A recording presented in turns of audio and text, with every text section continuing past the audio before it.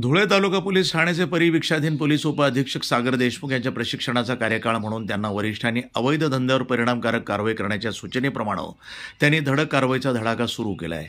सागर देशमुख यांच्या नेतृत्वाखाली तालुका पोलिसांनी तब्बल 28 किलो गांजाची तस्करी उघड केली आहे। कारमध्ये लपवलेला गांजा नाशिकला घेऊन जात असताना धुळे तालुक्यातील मोराणे ब्रिजच्या खाली पकडण्यात धुळे तालुका पोलिसांना यश आलं। कार आणि गांजा असा 21,16,440 रुपयांचा मुद्देमाल हस्तगत करण्यात आला। कार चालकाला अटक करण्यात आली अशी माहिती पोलीस उपअधीक्षक सागर देशमुख यांनी दिली। शिरपूर येथून निघालेली ही कार धुळे मार्गे नाशिकला जाणार आहे। त्यात गांजा सदृश पदार्थ असल्याची माहिती पोलिसांना मिळाली होती। माहिती मिळताच नागपूर सुरत राष्ट्रीय महामार्गावर धुळे तालुक्यातील मोराणे गावानजीक असलेल्या ब्रिज खाली पोलिसांनी सापळा लावला।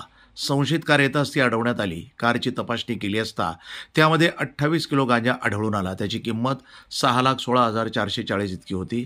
यासह 15 लाखाची कार असा एकूण 21,16,440 रुपयांचा मुद्देमाल हा जप्त करण्यात आला आहे। नमस्कार, मी प्रोबेशनरी डीवायएसपी सागर देशमुख, धुळे तालुका पोलीस स्टेशन इंचार्ज।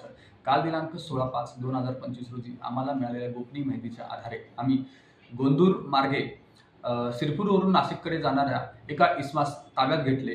तो इसम गाडी क्रमांक MP09DN 1147 या गाडीतून जात होता।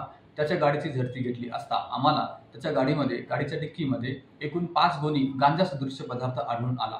या गांजा सदृश्य पदार्थाचे पूर्ण वेट आहे 28 kg आणि त्याची टोटल किंमत होते 6,16,440 रुपये। त्याचबरोबर आम्ही त्याची इरिटिका गाडी सुद्धा जप्त केलेली आहे। अशा प्रकारे या गुन्ह्यात जप्त केलेला एकूण ऐवज आहे 21,16,440। या कारवाईमध्ये धुळे तालुका पोलीस स्टेशनचे PSI धनवटे आणि इतर अधिकाऱ्यांचा समावेश होता। याचप्रमाणे आम्ही मादक पदार्थ अधिनियम 1985 कलम 8क 20ब 2ब याच्यानुसार गुन्हा रजिस्टर केलेला आहे आणि पुढील तपास माननीय पोलीस अधीक्षक श्रीकांत दिवरे साहेब, ॲडिशनल SP किशोर काळे साहेब आणि SDPO संजय भांबळे साहेब यांच्या आदेशानुसार धुळे तालुका पोलीस करत आहेत। NTV news Marathi, Dhule.